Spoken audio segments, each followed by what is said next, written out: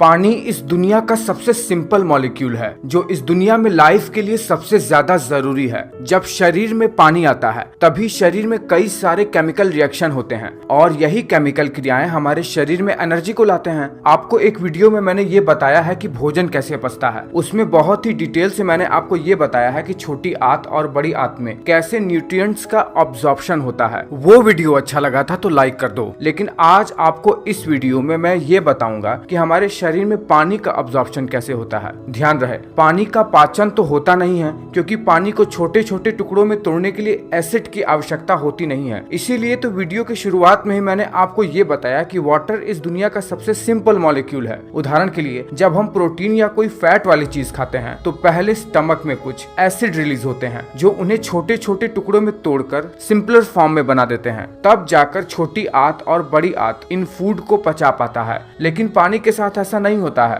पानी तो बहुत ही सिंपल है, उसे बस पेट में जाना है और पेट की बाकी की क्रियाएं उन्हें कुछ ही मिनटों में ऑब्जॉर्ब कर लेती हैं। देखिए, जैसे ही हम पानी पीते हैं पानी हमारे ईसोफेगस से होते हुए हमारे स्टमक में जाता है। अब देखिए, यहाँ से पानी के अब्जॉर्प्शन का प्रोसेस शुरू होता है। देखिए, अगर आपके स्टमक में पहले से ही भोजन पड़ा रहेगा, यानी आप पानी पीने से पहले ही बहुत सारा भोजन खा चुके हैं और उसके बाद आप पानी पी रहे हैं, तो ये पानी स्टमक से छोटी आंत में पास होने में 45 मिनट तक का समय ले लेगा। लेकिन अगर आपका पेट खाली रहा, आपके पेट में कोई भी भोजन नहीं है, तो ये पानी छोटी आंत में 5 मिनट के अंदर ही पास हो जाएगा। अब 5 मिनट तक ये जो पानी स्टमक के अंदर रहता है तो स्टमक के दीवार पर जो लाइनिंग होती है वो बहुत ही स्मॉल अमाउंट में, बहुत ज्यादा थोड़ा सा पानी को ऑब्जॉर्ब कर लेती है। अब जाहिर सी बात है, जब पानी स्टमक में आएगा तो थोड़ा बहुत एसिड भी होगा। वाटर इसके साथ मिक्स होकर इसे न्यूट्रलाइज कर देता है। अब जैसे ही यह पानी छोटी आंत में पहुंचता है वहां पर यह पानी हमारे ब्लड में ऑब्जॉर्ब होना शुरू हो जाता है। होता यह है कि जैसे ही पानी छोटी आंत में आता है वैसे ही छोटी आंत के सरफेस पे लगे विलीज ऑब्जॉर्प्शन के प्रोसेस को शुरू कर देते हैं। देखिए, इन विलीज के ऊपर यानी ल्यूमेन के सरफेस के ऊपर कुछ प्रोटीन चैनल्स होते हैं। ये प्रोटीन चैनल वाटर को ऑब्जॉर्ब करने के लिए अपने अंदर से छोटी आंत के ल्यूमेन के अंदर